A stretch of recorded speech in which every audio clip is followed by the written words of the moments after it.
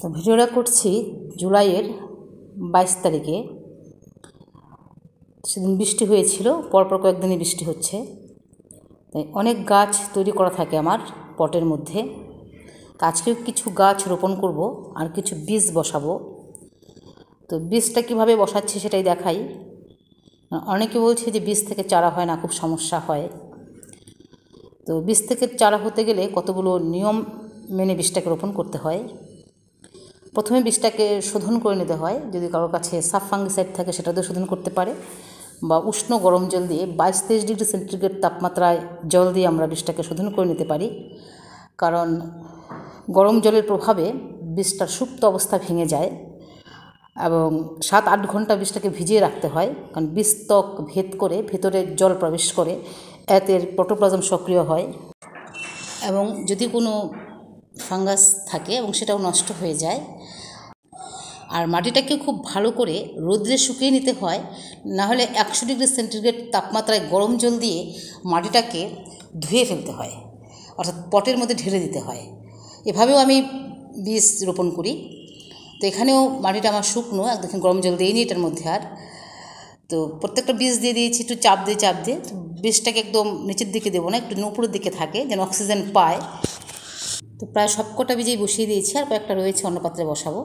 এখন একটু হালকা মাটি দিয়ে দিব, দিয়ে যেখানে পার্শ্বিক সানলাইট পায়, অর্থাৎ দিনে 3-4 ঘন্টা রৌদ্র লাগে সে জায়গায় বসাবো। কারণ রৌদ্রেরও দরকার আছে, কারণ রৌদ্র যদি সঠিকভাবে না পায় তাহলে কাণ্ডটা লম্বা হয়ে যাবে, অর্থাৎ দুর্বল কাণ্ড তৈরি হবে এবং সেটা শক্ত হতে অনেক সময় লাগে। তাই যেখানে আলো সূর্যালোক পাবে সেখানে রেখে দেবো। এখানেও লাউয়ের বীজ এবং শিম বীজ বসিয়েছিলাম, সেটা সূর্যের আলোর মধ্যেই আছে, তাই প্রত্যেকটা বীজ অঙ্কুরিত হয়েছে। তো এই পটগুলির মধ্যেও আর কয়েকটা বীজ দিয়ে দিচ্ছি। বীজ সবসময় একটু পাতলা করে বসাতে হয়, ঘন বসাতে নেই। যদি একটার পর একটা গাছ লেগে থাকে তাহলে গাছের গোড়ায় ধসা রোগের আক্রান্ত হয় এবং গাছ মারাও যায় একটু বড় হলে পরে। তাই আমি খুব একদম পাতলা করে বসাচ্ছি, বেশি একটা ঘন বীজ দিচ্ছি না। তো প্রত্যেকটা বীজ বসানো কমপ্লিট হয়ে গেছে। এখন পটের মধ্যে কিছু গাছ রয়েছে, সেগুলো আমি এখন বসাবো। প্রথমে ঢেঁড়সটা বসাই, কারণ বিকেল 6টা বাজে। কারণ বীজ সবসময় চারা সবসময় বিকেলের দিকে বসাতে হয়, কারণ দিনের বেলা থেকে প্রচণ্ড রোদ। এবং ঢেঁড়সের চারাটা আমি এখানে বসিয়ে দেবো। এটা মাটি তৈরি করা আছে, এখানে বিভিন্ন কিচেন ওয়েস্ট দিয়ে মাটি তৈরি করেছি এবং পুরোটা মাটিতে পরিণত হয়ে গেছে। তো এখানে 3টে চারা আমি বসিয়ে দেব। পুরোটা একদম ফাঁপা মাটিতে তৈরি হয়ে গেছে, একদম পুরোটা ফাঁপা মাটি, নরম একদম, কিচেন ওয়েস্ট দিয়ে বানানো। এখানে একটা বসিয়ে দিব, এই সাইডে একটা বসিয়ে দিব। গাছগুলো অনেক বড় হবে। আর এখানে একটা বসিয়ে দেব। 3টে গাছ 3 জায়গায় বসিয়ে দিচ্ছি, কারণ সন্ধেবেলায় উপযুক্ত সময় বসানোর গাছ। বসিয়ে দিয়ে তারপর দেখাই। এতে 3টে চারা নিয়ে এসেছি, 3টে চারা বসিয়ে দিয়েছি। আর এখানেই আমি আর একটা উচ্ছে গাছ বসিয়ে দেবো, কারণ এটা একটা উচ্ছে গাছ এখানে ছিল আমার, প্রচুর উচ্ছে হয়েছিল, পুরোনো ভিডিওতে আছে।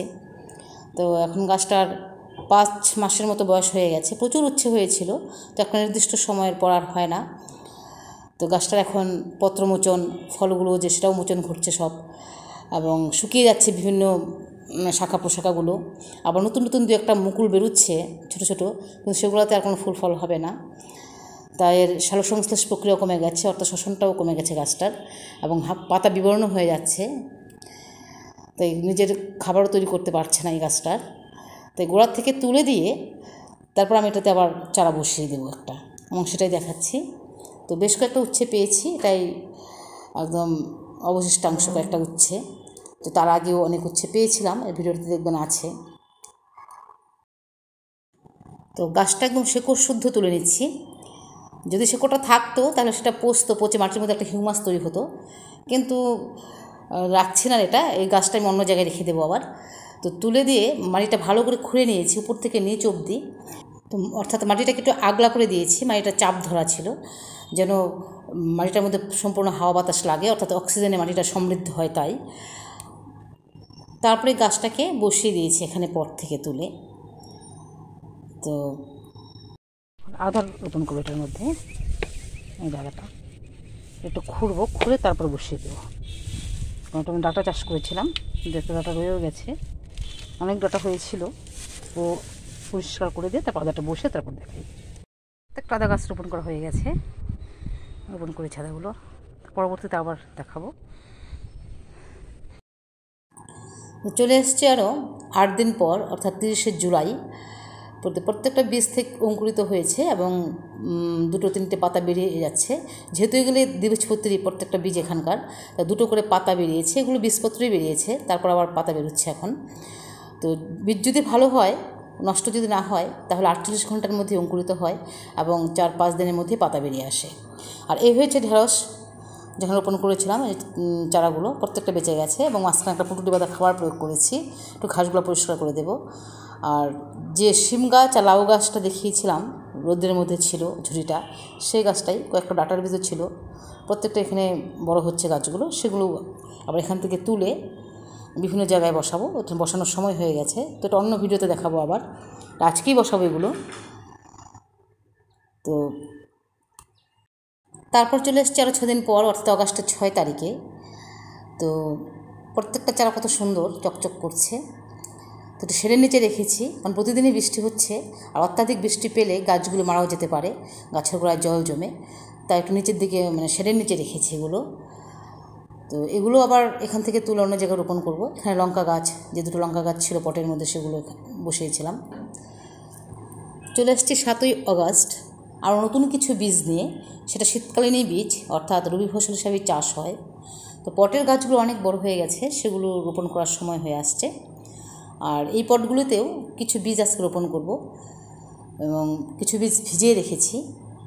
তো কী কী বীজ এনেছি সেটা একটু দেখাই। সবগুলোই শীতকালীন অর্থাৎ রবি ফসল হিসাবেই চাষ হয়। এটার মধ্যে মূলো রয়েছে আর সাজনা বীজ রয়েছে কয়েকটা, হাইব্রিড সাজনা, সারা বছরই হয়। এটাতে ডাটা, তারপর এটা লাল শাকের বীজ, সারা বছর হয় লাল শাকটা। তো ঝুড়ি পটগুলোর মধ্যে এই ভেজানো বীজগুলো রোপণ করব। 2টো লাউয়ের বীজ রয়েছে এখানে, লঙ্কাও আছে এবং শশা তরমুজও রয়েছে। 7-8 ঘন্টা থেকে ভিজিয়ে রেখেছি বীজগুলো, বীজটা একটু নরম হওয়ার জন্য। তো সব বীজ বসানো হয়ে গেছে, আলতোভাবে বসিয়ে দিয়েছি চাপ দিয়ে। এখন মাটিটা একটু ভেজা ভেজা করে দেব, কারণ মাটি সবসময় যেন আর্দ্র থাকে। মাটি শুকিয়ে গেলে বীজ অঙ্কুরিত হবে না, আবার বীজও শুকিয়ে যাবে, তাই সবসময় লক্ষ্য রাখতে হবে যেন মাটিটা ভেজা থাকে। আর একটু শেডের নিচে রেখে দেবো, যেখানে পারফেক্ট সানলাইট পায়, কারণ প্রতিদিনই বৃষ্টি হচ্ছে, অত্যাধিক বৃষ্টি পেলেও আবার বীজগুলো পচে যাবে, তাই। আর মাঝে মধ্যে একটু রোদ্রে দেবো। তার পরবর্তীতে গাছগুলো কেমন থাকে সেটা আবার দেখাবো।